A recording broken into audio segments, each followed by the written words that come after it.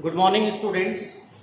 आज का हमारा टॉपिक है वो है वर्ग समतलीय संकुलों में क्रिस्टल क्षेत्र विभाजन।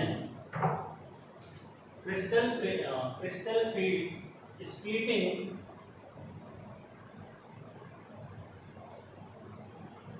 In square planar complexes.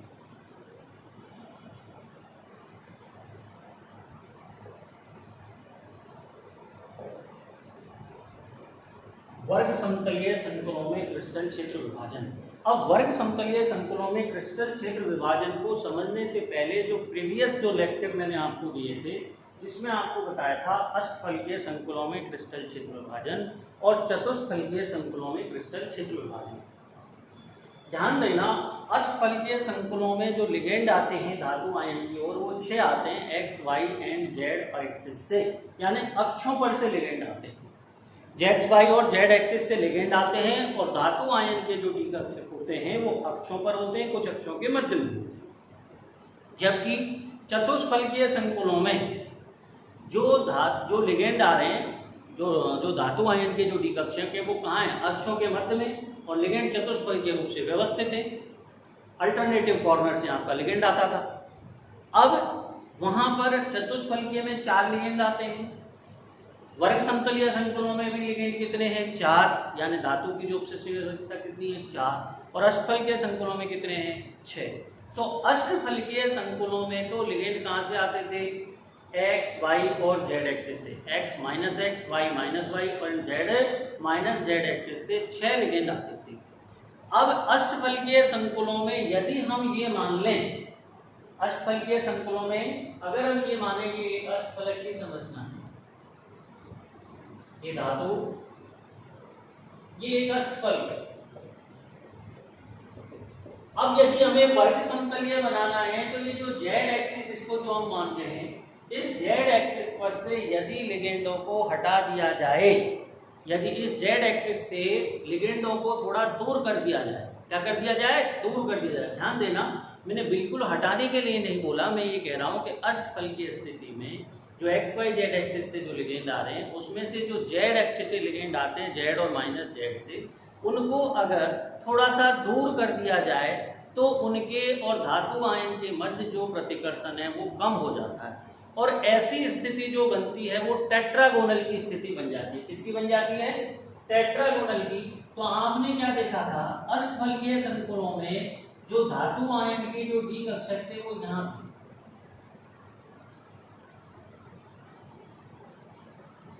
अष्टफलकीय संकुलों में धातु आयन के डी कक्षक, इनका ऊर्जा लेवल अष्टफलकीय। अब जब अष्टफलकीय से यदि जेड और जेड एक्सिस पे जो लिगेंड लगे हुए हैं उनको अगर थोड़ा दूर कर दिया जाए तो इसके बाद जो स्थिति बनी, पहले तो ये क्या भाग थे? 2 भागों में टूट जाते थे। अष्टफलकीय में कितने भागों में टूटता? धातु आयन के डी कक्षक अष्टफलकीय क्षेत्र में, लिगेंड की उपस्थिति में इनका विभाजन 2 क्षेत्रों में होता था। इसको तो आपने कह दिया था नाम टीजी, और इसको नाम आपने दे दिया था T2G। इसको आपने क्या कहा था? T2G।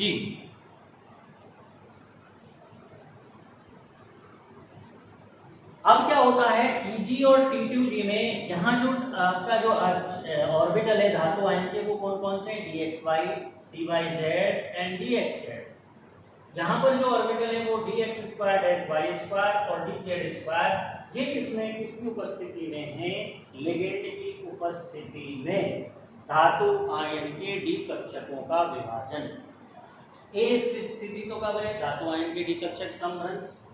बी स्थिति क्या है? लिगेंड की उपस्थिति में, ध्यान देना, लिगेंड की उपस्थिति में धातु आयन के डी कक्षकों का विभाजन। यहाँ लिगेंड की उपस्थिति में धातु आयन के डी कक्षकों का विभाजन।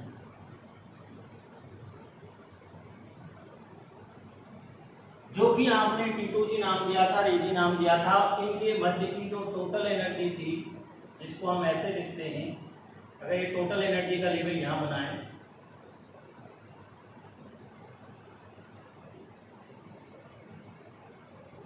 तो ये टोटल एनर्जी है जिसे हमने कहा था डेल्टा O अष्टफलकीय संकुल।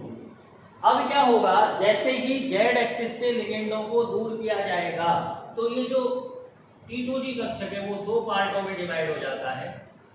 एक तो चला जाएगा यहाँ, एक तो कक्षक बन जाता है यहाँ पर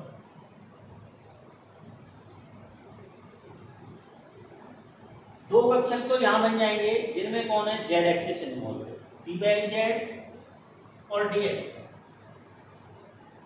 ऐसा क्यों, क्योंकि जेड एक्सिस से लिगेंड जब दूर जा रहा है तो धातु आयन के डी कक्षक और लिगेंड जो जेड एक्सिस से दूर जा रहा है उनके मध्य प्रतिकर्षण कम होगा, और प्रतिकर्षण कम होगा तो ये तीन में से दो कक्षक तो निम्न ऊर्जा के आ जाते हैं, और एक कक्षक जो डी एक्स वाई है वो उच्च ऊर्जा का है। वो किसका है, उच्च ऊर्जा। और दूसरा ये जो ईजी कक्षक है ये भी दो पार्ट में डिवाइड हो जाता है, D X square dash Y square और डी जेड स्क्वायर। इसके जो दो पार्ट हैं, एक तो बन जाता है आपका डी जेड स्क्वायर कक्षक और दूसरा बन जाता है आपका ये D X square dash Y square कक्षक। कौन सा, D X square dash Y square. ये स्थिति है टेट्रागोनल की, टेट्रागोनल स्थिति में इसे हम हिंदी में बोल देते हैं टेट्रागोनल को द्विसम लंबाक्ष। क्या बोलते हैं इसे, द्विसम लंबाक्ष। क्लियर। अब यदि जेड एक्सिस से लिगेंड को बिल्कुल हटा दिया जाए, इसका मतलब केवल लिगेंड कहां रहे, एक वर्ग के चारों कोनों पर, और वो वर्ग के चारों कोनों में भी एक्स एक्सिस पर रहे, और वाई एक्सिस में दो लिगेंड तो एक्स एक्सिस से आ रहे हैं और दो ही लिगेंड कहां से आ रहे हैं, वाई एक्सिस से, और जेड एक्सिस पर कोई भी लिगेंड नहीं है, तो उस स्थिति को हम कहते हैं वर्ग समतलीय स्थिति। कौन सी, वर्ग समतलीय स्थिति। जो ये वाली स्थिति बनती है वर्ग समतलीय, ये एक वर्ग है और इस वर्ग के चारों कोनों से, यानी एक्स एक्सिस और वाई एक्सिस से लिगेंड आए, जेड एक्सिस से कोई लिगेंड नहीं आए, तो इस स्थिति में जिन कक्षकों में जेड एक्सिस इन्वॉल्व है, यानी जेड एक्सिस का प्रतिकर्षण जो है वो बिल्कुल कम हो जाएगा, तो वो निम्न ऊर्जा के आ जाएंगे, और जिनमें जेड एक्सिस इन्वॉल्व नहीं है वो उच्च ऊर्जा के हो जाएंगे। तो यहां पर आप देखोगे कि इस कक्षक में डी एक्स वाई है, तो ये डी एक्स वाई और स्प्लिट होकर उच्च ऊर्जा में चला जाता है, डी जेड स्क्वायर निम्न ऊर्जा का आ जाता है, डी वाई जेड और डी एक्स जेड का लेवल एज इट इज रहता है। तो इसका लेवल तो आपका एज इट इज रहा, यहां पर डी वाई जेड और डी एक्स जेड, लेकिन ये जो कक्षक है इसका लेवल कहां गया, यहां पर जो एक कक्षक है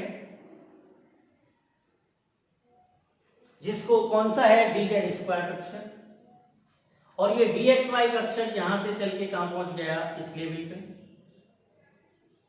ये डी एक्स वाई, और ये कौन सा आ गया, ये उच्च ऊर्जा के D Z square D X square dash Y square.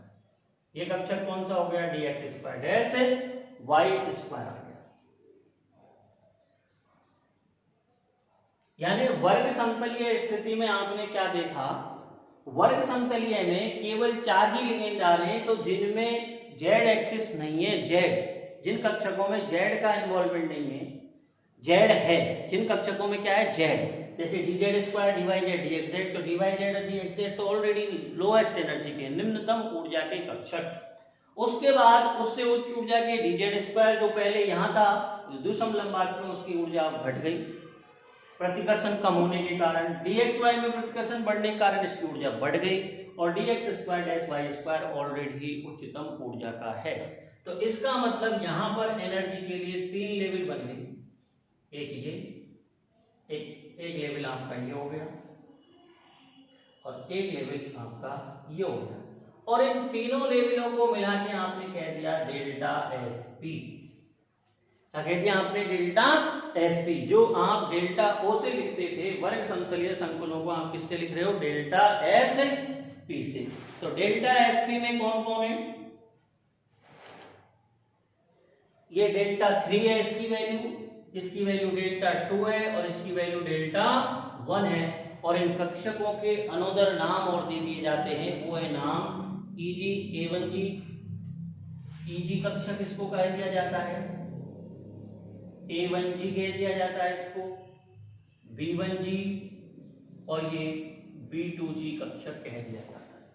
Eg कक्षक का नाम दे दिया, उसके बाद आपने A1G, B2G और B1G, A1G और Eg कक्षक के मध्य ऊर्जा डेल्टा 3 के बराबर है, B1G और A1G कक्षक के मध्य ऊर्जा डेल्टा 2 के बराबर है, और B1G और B2G के मध्य डेल्टा 1 के बराबर है।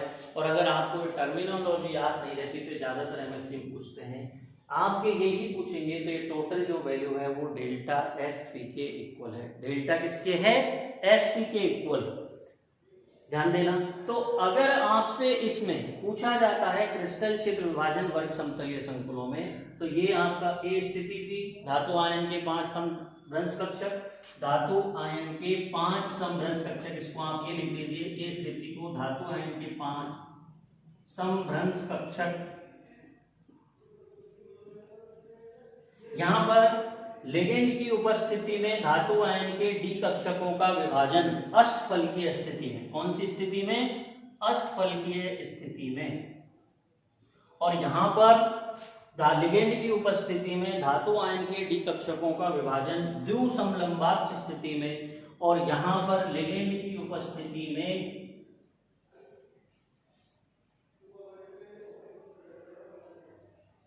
धातु आयन के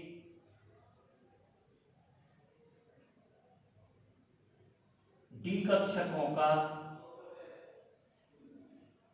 वर्ग समतलीय स्थिति में विभाजन।